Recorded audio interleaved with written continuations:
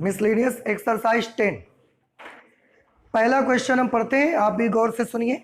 लिखा हुआ है एक्स वाई तल में एक्स अक्ष की धनात्मक दिशा के साथ वामावर्त दिशा में 30 डिग्री का कोण बनाने वाला मात्रक सदिश लिखिए। आपको एक्स वाई तल में, तो हम एक्स और वाई तल बना लेते हैं, जेड वाला हम नहीं बनाते। ये मान लिया एक्स और ये मान लिया वाई, इधर एक्स डैश और यहां वाई डैश। ये ओरिजिन पॉइंट ओ है एक्स वाई तल में। तो अगर ये एक्स एक्सिस ये वाई एक्सिस, तो ये एक्स वाई का तल हो गया। एक्स अक्ष की धनात्मक दिशा के साथ, ये बेटा एक्स अक्ष की धनात्मक दिशा है, उसके साथ 30 डिग्री का कोण बनाने वाला वामावर्त दिशा। वामावर्त दिशा का मतलब एंटी क्लॉकवाइज डायरेक्शन। एक्स अक्ष की धनात्मक दिशा से वामावर्त दिशा में 30 डिग्री का कोण। वामावर्त दिशा मतलब ऐसे, तो ऐसे 30 डिग्री का कोण, इस तरह से ये वाला 30 डिग्री का कोण बनाने वाला मात्रक सदिश लिखिए। मात्रक सदिश, तो अगर बेटा ये वेक्टर आर हम इसको मानेंगे तो इसका मापांक कितना आएगा? 1, क्योंकि ये कौन सा सदिश है? मात्रक सदिश है। तो माना OP is equal to vector R, एक मात्रक सदिश है। ठीक, ये एक मात्रक सदिश है। अगर ये एक मात्रक सदिश है तो आपको इसी की वैल्यू बतानी है, इसका सदिश बनाना है आपको। आप देखिए कैसे आप करोगे ये काम। अगर ये मात्रक सदिश है तो वेक्टर OP और modulus of vector R should be equal to 1। ठीक है, हमको इसका वेक्टर बनाना है। कैसे बनेगा? उसके लिए एक परपेंडिकुलर यहां से ड्रॉप कर देते हैं, हम एक अभिलंब बना देते हैं। ठीक है, अब जरा गौर से देखिएगा, और चाहो तो एक अभिलंब यहां पर भी बना दो आप, इस तरह से। तो एक अभिलंब हमने वाई एक्सिस पर बना दिया और एक नॉर्मल हमने एक्स एक्सिस पर बना दिया। क्या आप बता सकते हैं, अगर ये मॉड ऑफ आर है यानी कि ये 1 है, तो 30 डिग्री एंगल बनाने वाली डायरेक्शन पे इसकी वैल्यू कितनी आएगी? घटक याद है आपको, कंपोनेंट बनाते थे आप, तो ये कितना मापांक है इसका? 1। तो इसका इस डायरेक्शन में कितना कंपोनेंट आएगा? अगर हम इसको A माने और इसको B मान लें तो OA की वैल्यू कितनी आएगी? 1 cos 30। ये कितना आएगा? 1 cos 30। और ऐसे ही 1 का इस दिशा में कितना कंपोनेंट आएगा? ये वाला 1 sin 30। याद आया सभी को? अब अगर ये 1 cos 30 है, ये 1 sin 30 है, OA की वैल्यू है 1 cos 30। cos 30 की वैल्यू क्या होती है? √3/2। उसको 1 से मल्टीप्लाई करोगे तो √3/2। वेक्टर OB की वैल्यू क्या होगी? 1 sin 30। ये मापांक आप इनके लीजिए, 1 sin 30। 1 sin 30 की वैल्यू कितनी होगी? 1/2। ठीक है, आप थोड़ा ध्यान से देखो बेटा, अगर ये 1 sin 30 है 1/2, तो ये कितना होगा? ये भी तो 1/2 होगा, और ये कितना होगा? √3/2। अब जरा गौर से देखिए, और यहीं से आप वेक्टर OP बना सकते हो। इसकी वैल्यू ध्यान से देखिए, OP को मैं क्या लिख सकता हूं? OP को मैं लिख सकता हूं OA प्लस AP। चेक करो, OP को हम लिख सकते हैं OA plus AP। Addition law से भी आप देखोगे तो इसका लास्ट और इसका फर्स्ट मैच कर रहा है, ऐड हो सकते हैं, और क्या देंगे? OP। ठीक है, और ऐसे भी आप देखोगे वेक्टर लॉ से, तो उसमें भी आपको ये पता लग जाएगा कि OA प्लस AP बराबर OP। सदिशों का त्रिभुज नियम होता था ना, उसमें OA plus AP is equal to OP। ये कर दिया। ओ ए की वैल्यू कितनी होगी, ओ ए वेक्टर चाहिए मुझको, ओ ए की मापांक कितना है, √3/2, और ये √3/2 किस अक्ष की ओर है, एक्स अक्ष की ओर। इकाई सदिश कितना होता है, आई कैप। तो एक्स अक्ष की तरफ एक मात्रक सदिश होता है आई कैप, तो इसकी तरफ √3/2 का वेक्टर क्या बनेगा, √3/2 आई कैप, ऐसे। प्लस एपी, एपी, एपी मतलब वाई अक्ष की दिशा में, आप देखो जितना ये उतना ही तो ये है, एपी वाई अक्ष की दिशा में, तो वाई अक्ष की दिशा में एक मात्रक सदिश कितना होता है, जे कैप, तो 1/2 का वेक्टर कितना बनेगा, 1/2 जे कैप। बस ये वैल्यू निकल करके आपको मिलेगी। बहुत ज्यादा आप कुछ करना चाहते तो दोनों का डिनोमिनेटर इक्वल है, √3 आई कैप प्लस जे कैप अपॉन 2 कर सकते हैं। वैसे आप ऐसे लिखा रहने दो, कोई प्रॉब्लम नहीं है, ठीक है। ये आपका कौन सा क्वेश्चन हो गया, क्वेश्चन नंबर 1। क्वेश्चन नंबर 2 देखिए, बिंदु P x1 y1 z1, एक पॉइंट P के निर्देशांक है x1, y1, z1, और पॉइंट Q के कोऑर्डिनेट्स दिए हैं x2, y2, z2 को मिलाने वाले सदिश के अदिश घटक और परिमाण ज्ञात करिए। बिंदु P और Q को मिलाने वाला सदिश कौन सा होगा, PQ। और एक चीज और, क्योंकि ये बिंदु P के निर्देशांक हैं, ये बिंदु Q के निर्देशांक हैं, इनसे हम लोग क्या बना सकते हैं, किसी बिंदु के निर्देशांक से हम उसका स्थिति सदिश बना सकते हैं। तो OP की वैल्यू कितनी आएगी, x1 i cap plus y1 j cap plus z1 के कैप। OQ की वैल्यू कितनी आएगी, x2 आई कैप, y2 जे कैप, z2 के कैप। हमें तो बिंदु P और Q को मिलाने वाला सदिश चाहिए, बिंदु Q को मिलाने सदिश के अदिश घटक और परिमाण ज्ञात करिए। तो यहां पर लिखेंगे बिंदु P व Q को मिलाने वाला सदिश, मिलाने वाला सदिश, बिंदु P और Q को मिलाने वाला सदिश क्या होगा, वेक्टर PQ। वेक्टर PQ कैसे निकाला जाएगा, vector OQ minus vector OP, OQ में OP माइनस करिए, इसमें इसको माइनस करेंगे तो ये आपको कुछ इस तरह से मिलेगा, x2 minus x1 i cap plus y2 minus y1 j cap plus z2 minus z1, और ये k कैप। ये P और Q को मिलाने वाला वेक्टर आ गया। आपको दो चीजें चाहिए, इसके अदिश घटक चाहिए और मापांक चाहिए। तो लिखेंगे वेक्टर PQ के अदिश घटक, याद है आपको किसी भी सदिश के अदिश घटक क्या होते हैं, आई कैप, जे कैप और के कैप के गुणांकों को हम उसके अदिश घटक कहते हैं। तो इसके अदिश घटक क्या है, x2 minus x1 y2 minus y1 z2 minus z1। ये P और Q को मिलाने वाली सदिश के अदिश घटक आ गए। अब वेक्टर PQ का मापांक भी चाहिए हमको, तो modulus of PQ is equal to √, किसी भी वेक्टर का मापांक कैसे आप निकालते हो, √, आई कैप के गुणांक का स्क्वायर प्लस जे कैप के गुणांक का स्क्वायर प्लस के कैप के गुणांक का स्क्वायर। आई कैप का कोएफिशिएंट क्या है, x2 minus x1 whole square plus y2 minus y1 whole square plus z2 minus z1 whole square.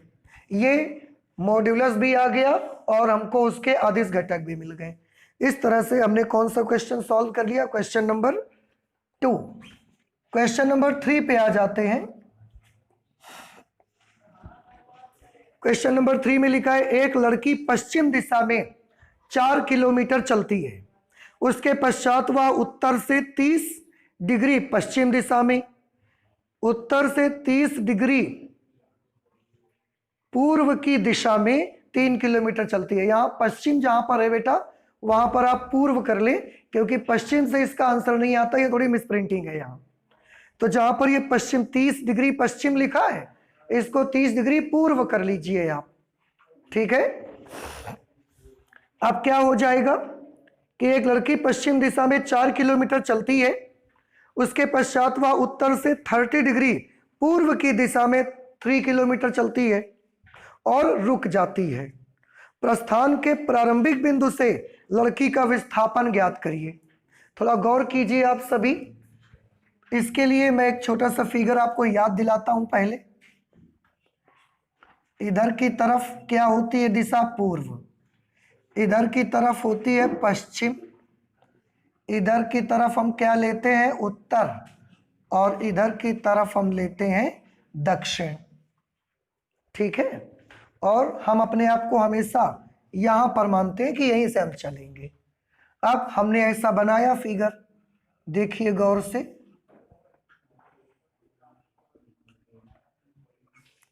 इधर की तरफ क्या डायरेक्शन है? पूर्व। इस तरफ कौन सी डायरेक्शन है? पश्चिम। इधर की तरफ है उत्तर और इधर की तरफ दक्षिण। ऐसे हमने मान लिया कि यहां पर वो लड़की सबसे पहले है। अब उन्होंने बोला एक लड़की पश्चिम दिशा में 4 किलोमीटर चलती है। अब यहां पर है पश्चिम की दिशा में 4 किलोमीटर चलना है, किधर ले जाएं हम उसको? इधर पश्चिम दिशा में, तो 1 2 3 4, ये 4 किलोमीटर यहां से यहां तक चल के आ गई। 4 किलोमीटर। ठीक है, अच्छा इसके बाद फिर वो क्या करती है? इसके बाद वह उत्तर से 30 डिग्री पूर्व की दिशा में, उत्तर, यहां पर उत्तर की डायरेक्शन अगर बनाएंगे तो वो ऐसी बनेगी, ऐसी तो आएगी। उत्तर की दिशा ऐसा ऊपर की ओर ही रहेगी, इस तरह से। तो पहले वो लड़की यहां से चल के 4 किलोमीटर पश्चिम दिशा में आई, फिर वो किधर की तरफ जाती है? तो आंसर है वो उत्तर से 30 डिग्री पूर्व की ओर चलती है। और कितना चलती है? 3 किलोमीटर। देखो थोड़ा ध्यान से, यहां पर इस समय वो है, अब वो किधर चलना चाहती है? वो उत्तर की ओर से 30 डिग्री पूर्व की ओर। तो उत्तर किधर की तरफ पड़ेगा? जहां पर वो खड़ी है, यहां पर, यहां उत्तर इधर की तरफ पड़ेगा कि नहीं पड़ेगा? इस जगह पर ये नॉर्थ होगा, लेकिन वो नॉर्थ की तरफ नहीं जाती, नॉर्थ से 30 डिग्री ईस्ट चलती है, 30 डिग्री पूरब। तो बताएं नॉर्थ से 30 डिग्री पूरब चलना है, ऐसे चलाएं उसको या इधर की तरफ चलाएं? ऐसे 30 डिग्री पूरब की ओर, और पूरब तो इधर पड़ता है, तो 30 डिग्री पूर्व की ओर वो ऐसे चलती है, इस तरह से। ये वाला एंगल यहां पर 30 डिग्री का बनेगा, ये वाला। और कितना चलती है? ये चलती है केवल 3 किलोमीटर। तो यहां से यहां तक का डिस्टेंस कितना बना ये 3 किलोमीटर। और इसके बाद वो जाकर यहां पर रुक जाती है। प्रस्थान का जो प्रारंभिक बिंदु है उससे लड़की का विस्थापन बताइए। प्रस्थान का प्रारंभिक बिंदु तो यही है ना, यहीं से तो प्रस्थान किया था। प्रस्थान का प्रारंभिक बिंदु ये है, प्रस्थान का प्रारंभिक बिंदु। अब इस बिंदु से आपको लड़की का विस्थापन ज्ञात करना है। तो लड़की इस समय कहां पर है? यहां पर। इसका डिस्प्लेसमेंट आपको पता लगाना है, ये आपको मालूम करना है। अगर हम इसको O मान लें और O, इसको Q मान लिया जाए, इसको P मान लिया जाए, तो आपको किसकी वैल्यू फाइंड आउट करनी है? आपको OP की वैल्यू फाइंड आउट करनी है। You have to find vector OP। अब वेक्टर OP कैसे फाइंड किया जाए? उसके लिए मुझे इसके कोऑर्डिनेट्स चाहिए। पहले हम यहां से एक परपेंडिकुलर ड्रॉप कर देते हैं इस पे। ठीक है, जरा गौर से देखिएगा बेटा, ये डिस्टेंस कितनी है? 3। ये एंगल कितना है 30। अगर हम यहां से एक ऐसा लंब डाल देंगे इस पे, यहां से अगर हम एक ऐसा लंब डाल देते हैं यहां से ऐसे इधर की तरफ, यहां पर आएगा। अब प्लीज क्या आप मुझे बता सकते हैं फिर से ये डिस्टेंस कितनी है 3, ये एंगल कितना है 30, इस 3 का इस दिशा में कंपोनेंट कितना बनेगा 3 cos 30, याद आया। और इस 3 का इस डायरेक्शन पे कंपोनेंट कितना बनेगा, ये वाली डिस्टेंस कितनी बनेगी इसकी, ये वाली डिस्टेंस बनेगी 3 sin और 30। समझ रहे हैं आप। अच्छा, इसका कुछ नाम रख देते हैं, इसका नाम हम रख देते हैं ओ, इसका नाम रख देते हैं एन। तो आप थोड़ा ध्यान से देखिए, एनपी की वैल्यू कितनी आएगी, एनपी की वैल्यू इसके बराबर आएगी, और ये कितना है 3 cos 30। 3 cos 30 की वैल्यू √3/2। तो ये तो एनपी की वैल्यू आ गई। इसके बाद क्यू एन कितना आएगा बताएं, क्यू एन ये 3 sin 30 मीन्स 3/2। आप चाहें तो ये इतने किलोमीटर आप लिख सकते हैं, क्योंकि ये सब भी तो किलोमीटर में ही दिए थे। ये क्यू एन आ गया 3/2। क्या आप मुझे ओरिजिन पॉइंट से यहाँ का डिस्टेंस बता सकते हैं, therefore what will be O N, O N की वैल्यू कितनी होगी, ओ से एन तक का डिस्टेंस, टोटल डिस्टेंस कितना है 4, उसमें से क्यू एन माइनस कर दो। तो ओ क्यू में से क्यू एन माइनस करने से ओ एन मिल जाएगा, ओ क्यू में क्यू एन माइनस कर देंगे ओ एन आ जाएगा। तो 4 में से 3/2 माइनस करेंगे, 4 2 8 माइनस 3 5/2, ये ओ एन की वैल्यू आ गई। अब ध्यान से देखिएगा बेटा, ये एनपी की वैल्यू कितनी आई है, ये आया है 3√3/2। ओ एन की वैल्यू ये कितनी आई है 5/2। ठीक है, तो इस पॉइंट के कोऑर्डिनेट क्या होंगे, क्या आप बता सकते हैं मुझे, इस बिंदु P के निर्देशांक क्या बनेंगे। एक्स अक्ष पर चली गई दूरी, कॉमा वाई अक्ष पर चली गई दूरी, ऐसे तो लिखते हैं। एक्स अक्ष पर चली गई दूरी ओ एन 5/2, लेकिन निगेटिव एक्स की तरफ है -5/2, कॉमा, और ये वाला डिस्टेंस कितना होगा 3√3/2। ये बात को समझ आई आपको। अब ये बताएं मुझे, अगर ओपी का कोई वेक्टर पूछ ले आपसे, देयरफॉर वेक्टर ओपी, बिंदु पी का निर्देशांक आपके पास है, इसका कोई वेक्टर पूछेगा तो आप क्या बनाएंगे, ये बनेगा -5/2 i cap plus 3√3/2 j cap. And I think कि यही आपका आंसर आना चाहिए, आ रहा है। ठीक, अगर आपको इसका मॉड्यूलस पूछा जाएगा तो आप मॉड्यूलस भी इसका निकाल सकते हैं। क्या ये आपको समझ में आया पूरा, ठीक है। तो ये है क्वेश्चन नंबर 3, आप प्लीज इन्हें नोट कर लें, इसके आगे फिर हम चलते हैं। बेटा देखिए क्वेश्चन नंबर 4 पे है, यदि vector a is equal to vector b plus vector c, तब क्या यह सत्य है कि modulus of vector a is equal to modulus of vector b plus modulus of vector c। इसमें पहला क्वेश्चन तो ये बनाया उन्होंने कि अगर वेक्टर a की value vector b plus vector c के इक्वल है, तो क्या वेक्टर a का मापांक वेक्टर b के मापांक और वेक्टर c के मापांक के जोड़ के बराबर हो सकता है। पहले तो ये पूछा, उसके बाद उन्होंने बोला अपने उत्तर की पुष्टि कीजिए, जैसा भी है अपने उत्तर के बारे में बताएं कि क्या आप कहेंगे इनको लेकर के।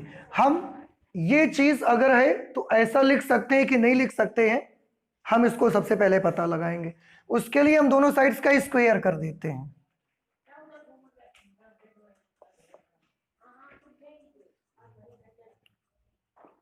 दोनों पक्षों का वर्ग कर देंगे।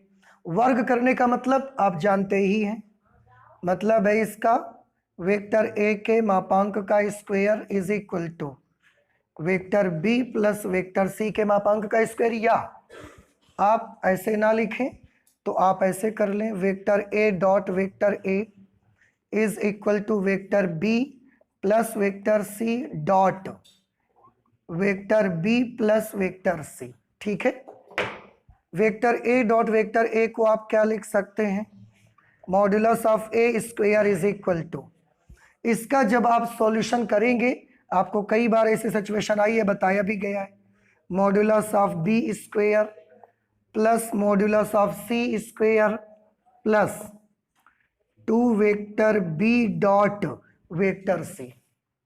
याद आया कुछ आपको ये?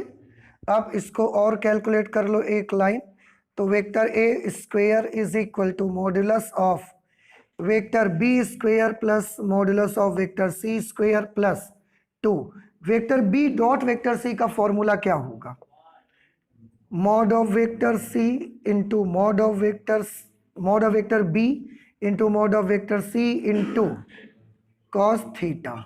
ये थीटा क्या चीज है, आपने बी डॉट सी का सूत्र लगाया ना, तो बी और सी के बीच का एंगल है ये थीटा। अब थोड़ा जरा इसको भी सॉल्व करके देखो, इसके भी दोनों पक्षों का वर्ग करके देखो, तो modulus of A square is equal to modulus of vector B plus modulus of vector C whole square. इधर का भी वर्ग कर दिया और इसका पूरे का स्क्वायर। स्क्वायर आप ओपन करिए, इसके a plus b whole square का फॉर्मूला लगेगा, mod of B square plus mod of C square plus 2ab करते हैं, तो mod of b into mod of c. अब आप देखें, दोनों को मिलाइए, क्या दोनों एक जैसे हैं? एक जैसे हैं बिल्कुल, कहाँ है? इसमें mod of A square is equal to mod of B square plus mod of C square plus 2 into mod of b mod of c. इसमें कॉस थीटा है, इसमें कॉस थीटा नहीं है। कहाँ एक बराबर है? बिल्कुल। तो उन्होंने जो बोला था कि यदि a is equal to vector B plus vector C, तब क्या यह सत्य है कि ये इसकी वैल्यू इसके इक्वल होगी? Answer is no. ऐसा हमेशा सत्य नहीं है। तो हम क्या लिख सकते हैं, अर्थात दिया गया कथन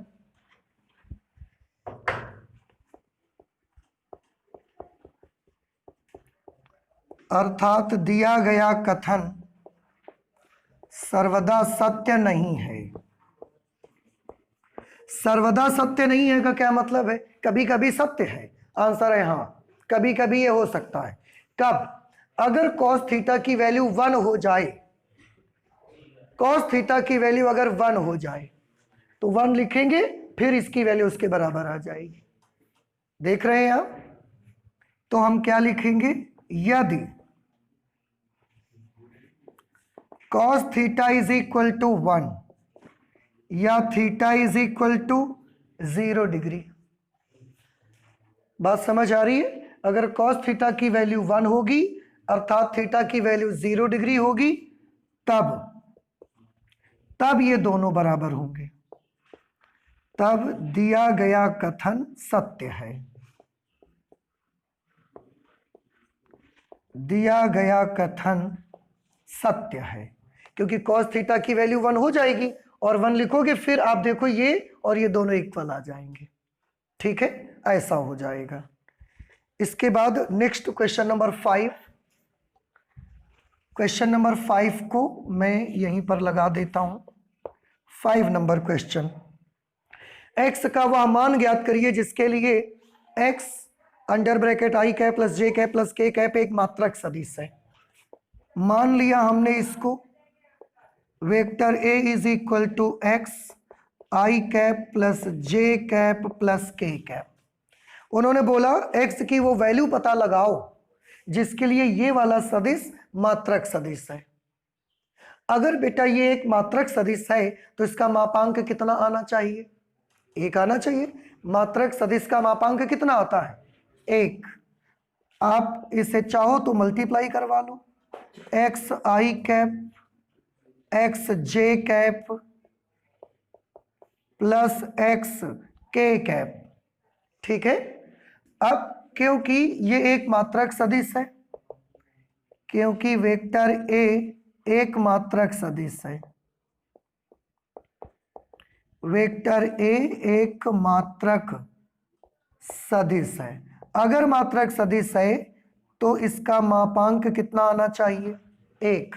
अब ए का मापांक निकालो। ए का मापांक निकालना आ जाएगा आपको। किसी भी सदिश का मापांक कैसे निकालते हैं? अंडर रूट आई कैप के गुणांक का स्क्वायर प्लस जे कैप के गुणांक का स्क्वायर प्लस के कैप के गुणांक का स्क्वायर। तो X square is equal to 1। Under root क्या बनेगा बेटा? देखो ये बन जाएगा 3x square is equal to 1। आप वर्गमूल ले लीजिए दोनों साइड्स का, तो ये होगा under root 3 into X is equal to 1। Plus minus लगा लो आप, वर्गमूल लिया है तो, और यहाँ मॉड भी कहीं नहीं लगा है। फिर इसको उधर भेज दीजिए तो x की वैल्यू क्या आएगी? Plus minus 1 upon under root 3। ये आ गई x की वैल्यू और यही उन्होंने पूछा हुआ था। तो ये हमने कौन सा क्वेश्चन सॉल्व कर लिया? Question number 5। क्वेश्चन नंबर 6 भी देख लीजिए। 6 नंबर पे है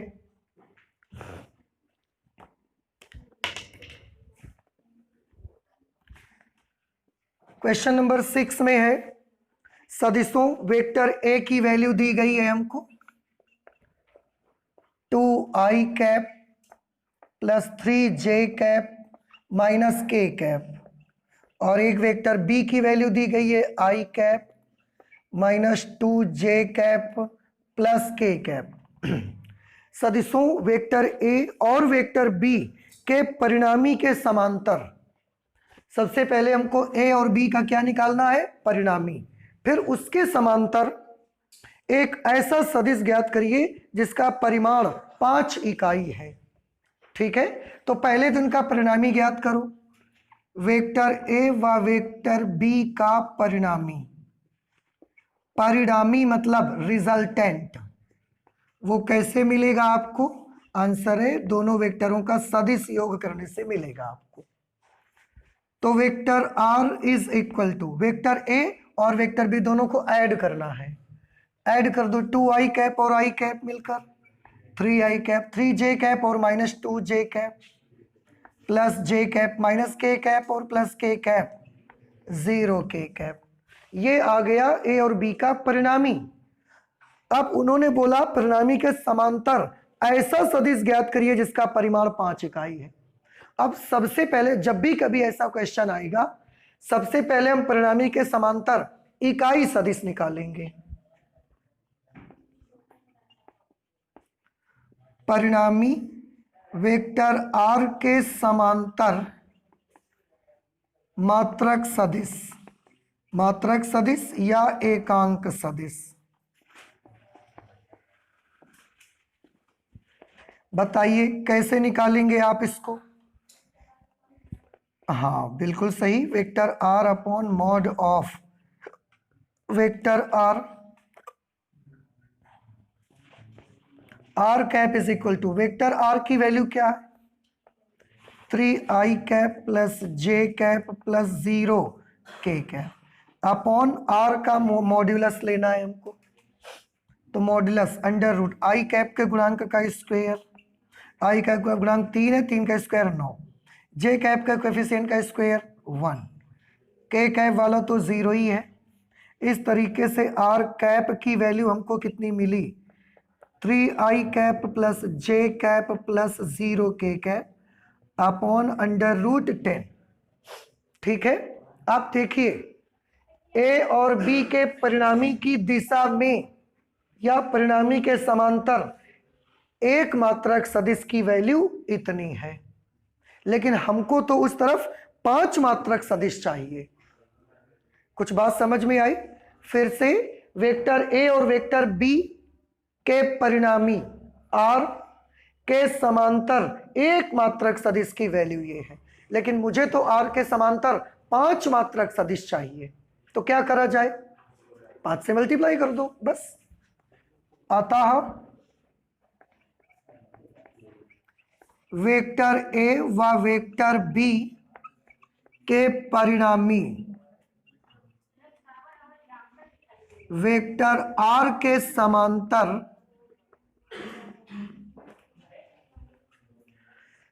ऐसा सदिश जिसका परिमाण 5 इकाई है। समांतर ऐसा सदिश जिसका परिमाण 5 इकाई है। ठीक, क्या वैल्यू आएगी? तो हमें 5 से इसको मल्टीप्लाई कर देना चाहिए।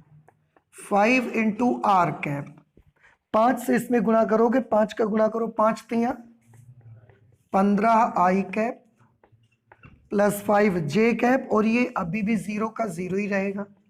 आप चाहो तो लिखो, आप चाहो मत लिखो।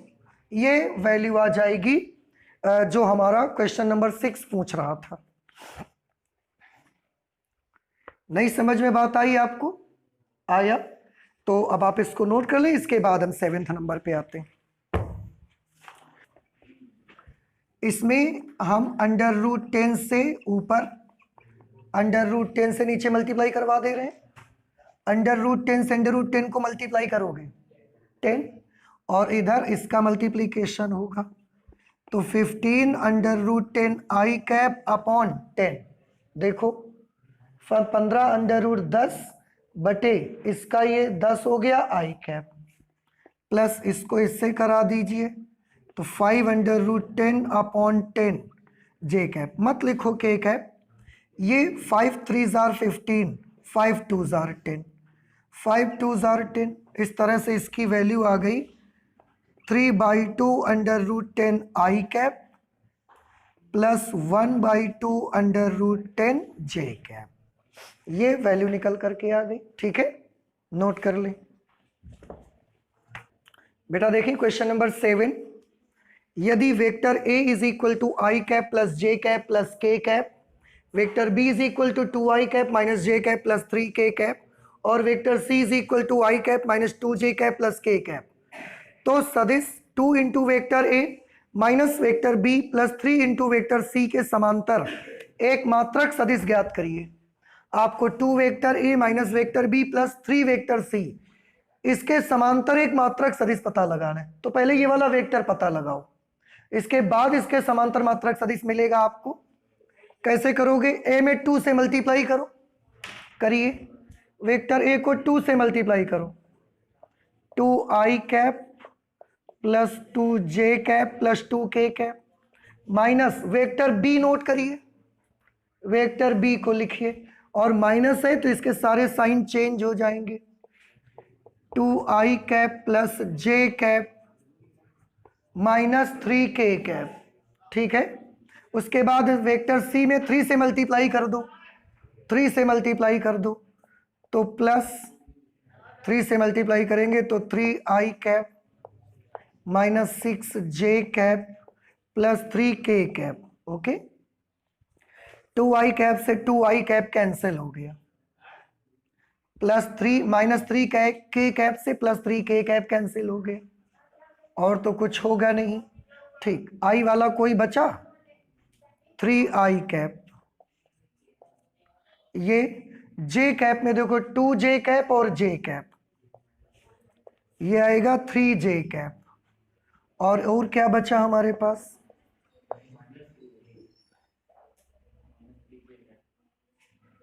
ओ सॉरी, ये 2j कैप है, ये एक j कैप, और ये माइनस का 6j कैप और भी है।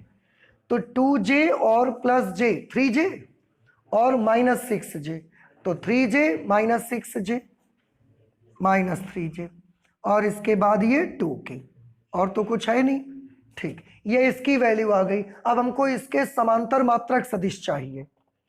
ये तो इसकी वैल्यू ही आई है, इसलिए vector 2a minus vector B plus 3 vector सी। इसको कुछ मान लो बेटा आप, इसको आप मान लीजिए वेक्टर पी। ठीक, ये हमने क्या कर लिया, माना। अब इसके समांतर मात्रक सदिश देखें बेटा, इसके समांतर मात्रक सदिश क्या होगा, vector p upon mod of vector p। ठीक है, वेक्टर p की वैल्यू ये लिखी हुई है 3i cap minus 3j cap plus 2k cap upon mod of vector p under root i के गुणांक का स्क्वायर प्लस j के गुणांक का स्क्वायर प्लस k के गुणांक का स्क्वायर।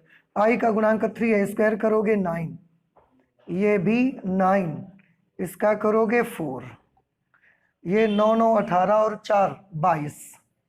इस तरीके से आप देखोगे ये वैल्यू आएगी 3 upon under root 2 22 into i cap minus 3 upon under root 22 j cap plus 2 upon under root 22 k cap. ये 2a minus B plus 3c के समांतर मात्रक सदिश निकल करके आपका आ गया है। नहीं समझ में आया, आंसर में ऐसे ही लिख रहे हैं ना। ठीक है आंसर इसका। ओके, इसके बाद नेक्स्ट क्वेश्चन नंबर 8 पे आ जाते हैं। लिखा हुआ है दर्शाइए कि बिंदु ए के कोऑर्डिनेट्स दिए 1 -2 -8, पॉइंट बी दिया है 5 0 -2, इसके बाद पॉइंट सी आपको दे रखे हैं 11 3 और 7। लिखा है दर्शाइए कि ये बिंदु संरेख है। आपको सबसे पहले क्या प्रूव करना है कि ये जो पॉइंट्स हैं वो कैसे हैं, संरेख हैं। और बी द्वारा एसी को विभाजित करने वाला अनुपात भी ज्ञात करिए। आपको ये भी पूछा गया कि जो बी है वो एसी को किस अनुपात में डिवाइड करता है, वो रेशियो भी पता लगाइए। दो आपको आंसर देने हैं। सबसे पहला तो आंसर क्या है, प्रूफ करना है संरेख है कि नहीं। अब बताएं तीनों बिंदु संरेख है कि नहीं, कैसे पता लगाएंगे आप, क्या तरीका यूज करते थे आप। सबसे पहले तो ओ ए निकालो, i cap minus 2j cap minus 8k cap. Vector O B निकालिए 5i cap 0j cap minus 2k cap. Vector O C 11i cap plus 3j cap plus 7k cap. ये O ए O B और ओ सी की values आ गई। आपको prove करना है कि ये संरेख है। इसके लिए आपको वेक्टर ए बी निकाल लेना चाहिए। कैसे, vector O B minus vector O A से। ठीक है, ओ बी में ओ ए माइनस करो, 5a में से i माइनस करो 4i कैप, 0j में माइनस 2j माइनस करना है plus 2j cap, minus 2k में माइनस 8k को माइनस करना है तो प्लस 6k कैप। ये कौन सा आ गया, वेक्टर ए बी। इसके बाद वेक्टर बी सी ले लो। वेक्टर बी सी कैसे निकालोगे, ओ सी माइनस ओ बी। ओ सी में ओ बी को माइनस करो, 11i में 5i माइनस हो गए, कितने i बचे, 6i कैप। ठीक है, 3 में 0 माइनस करो 3j कैप। 7 में माइनस 2 को माइनस करो प्लस 9k कैप। ये वेक्टर BC की वैल्यू आ गई। वैसे आप चाहो तो दो मेथड से जा सकते हो। इसके बाद CA निकालो, फिर आप AB BC CA के मापांक निकालो। किन्हीं भी दो का जोड़ अगर तीसरे के बराबर आ जाए तो सिद्ध हो जाएगा कि वो आपस में कैसे हैं। याद आया मेथड। एक और देखिए मेथड। ये जो वेक्टर BC आप देख रहे हो, इसमें से मैं 1.5 कॉमन ले लेता हूं। जरा गौर से देखिएगा, 1.5 इससे डिवाइड करोगे तो ये क्या मिलेगा, 4i कैप। 1.5 से 3 को डिवाइड करोगे 2j कैप। 1.5 से 9 को डिवाइड करोगे 6k कैप। और बेटा याद करिए आप 4i cap plus 2j cap plus 6k cap. 4i cap plus 2j cap plus 6k cap, ये किसकी वैल्यू है? वेक्टर ए बी की। समझ आ रहा है आपको? लेकिन इससे केवल संरेख प्रूफ होगा, और इनको क्या दिखाना है आपको? संरेख ही दिखाना है। ये संरेख का मतलब ये भी हो जाएगा कि समांतर भी है। आप ऐसे मत करो तो फिर रहने दो, आप वही मेथड यूज करो। वेक्टर सी ए भी कैलकुलेट करो। वेक्टर सी ए कैसे निकलेगा? ओ ए माइनस ओ सी। ओ ए में से ओ सी माइनस करो, आई में से 11i माइनस करोगे माइनस 10i, फिर माइनस 2j में 3j माइनस करोगे माइनस 5j, इसके बाद माइनस 8k में 7k माइनस करोगे माइनस 15k। देख रहे हैं आप? इसमें इसको माइनस करेंगे माइनस 15k। इसके बाद क्या करना चाहिए हमको? इसके बाद हमें वेक्टर ए बी का मापांक ले लेना चाहिए। वेक्टर ए बी का मापांक अंडर रूट आई के गुणांक का स्क्वायर 4 का स्क्वायर 16, जे के गुणांक का स्क्वायर 2 का स्क्वायर 4, 6 का स्क्वायर 36, अंडर रूट 56 ये वैल्यू आ जाएगी। ठीक है, अंडर रूट 56 को आप क्या लिख सकते हो वैसे? 2 अंडर रूट 14। ठीक, 2 अंडर रूट 14, ये modulus of vector a b की वैल्यू आ गई। इसके बाद modulus of vector b c calculate करो। B c under root i के गुणांक का स्क्वायर 36, जे के गुणांक का स्क्वायर प्लस के गुणांक का स्क्वायर अंडर रूट 126। इसको ऐड करोगे अंडर रूट 126, इसको क्या लिखेंगे? 3 under root 14। 3 under root 14 calculation तो आ जाती है ना आपको? ये ऐसे हम लिख सकते हैं 9 इंटू 14 लिखा, 14 9 आर 126, 9 का स्क्वायर रूट 3 आ गया, 14 का नहीं आया, ऐसा बना रहा। इसके बाद modulus of vector C A calculate करो। इसका मॉडुलस तो अंडर रूट आई कैप के गुणांक का स्क्वायर 100, जे कैप के गुणांक का स्क्वायर 25, के कैप के गुणांक का स्क्वायर 225। इस तरह से इसको ऐड करने से क्या मिला? 350। 225 प्लस 25 250, 250 प्लस 100 कितना आ गया? 350। इसकी वैल्यू क्या आएगी? 5 अंडर रूट 14। तो ये जब आप कैलकुलेट करेंगे बेटा तो इसकी वैल्यू 5 अंडर रूट 14 आ जाएगी। और भैया अब आप गौर से देखें, इनमें से मॉडुलस ऑफ बीसी और मॉडुलस ऑफ सीए और मॉडुलस ऑफ ए बी तीनों निकाल लिए हमने। मॉड ऑफ ए बी और मॉड ऑफ बीसी का जोड़ देखिए कितना आएगा?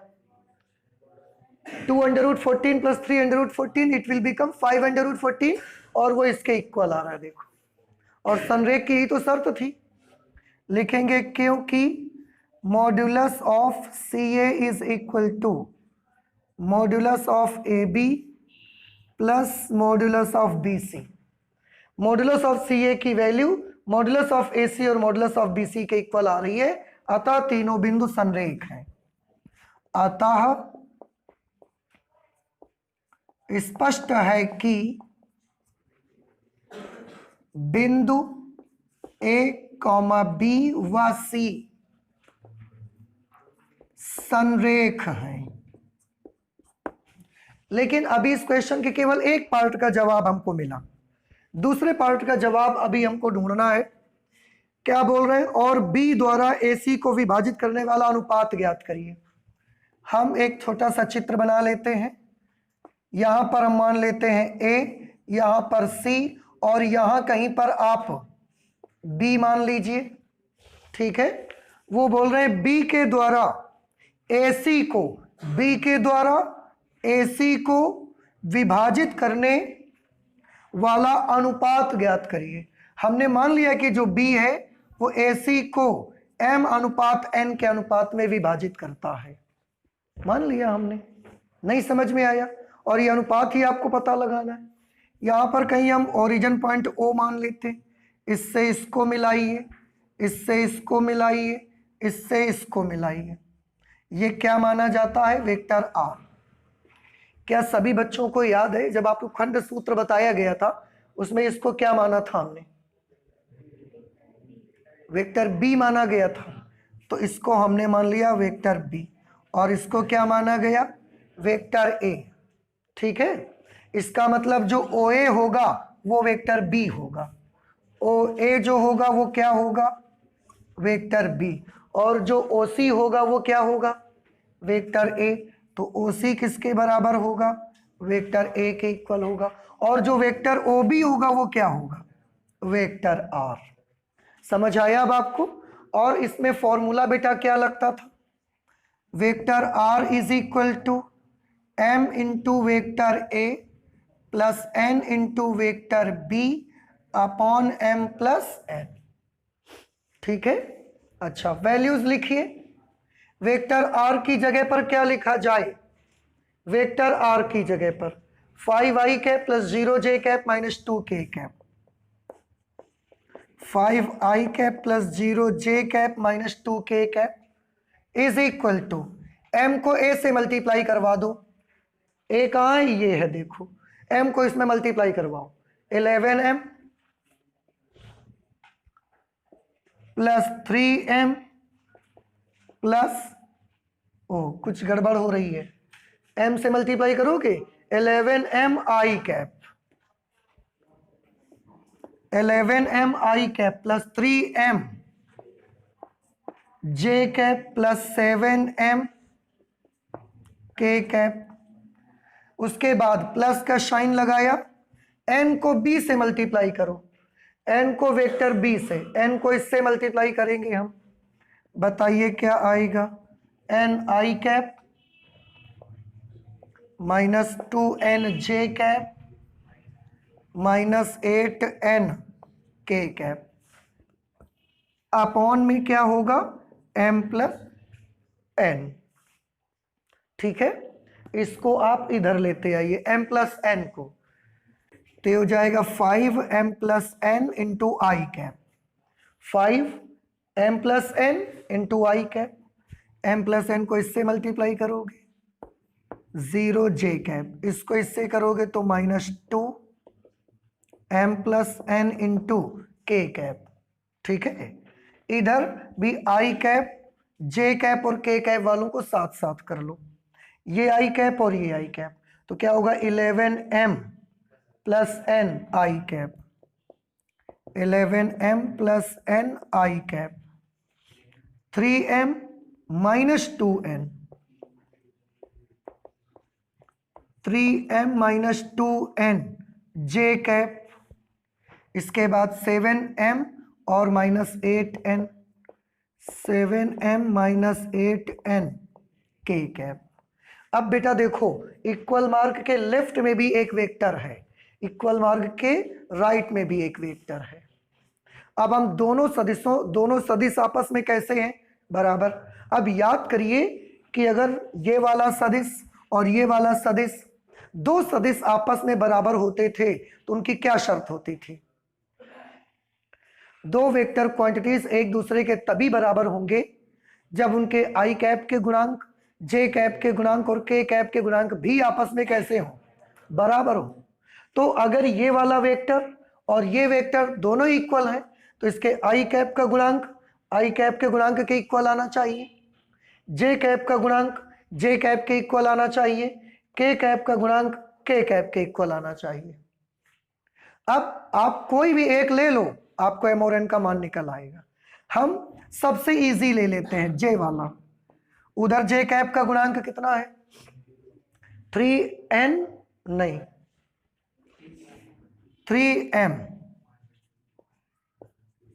माइनस 2n, और इधर जे कैप का गुणांक, तो तुलना कर दी हमने। तुलना करने पर 3m minus 2n is equal to 0, इस 2n को उधर भेज दो, 3m is equal to 2n, n इधर ले आओ, 3 उधर भेज दो, m upon n is equal to 2 upon 3। और आप देखो, यही आपसे पूछा जा रहा था कि b AC को किस अनुपात में विभाजित करता है, वो अनुपात ज्ञात करिए। तो वो अनुपात कितना आ गया, 2:3। 2:3 का रेशियो आपको मिलेगा। वो समझ में नहीं आई बात आपको? इस तरीके से क्वेश्चन नंबर 8 भी हमने कर लिया।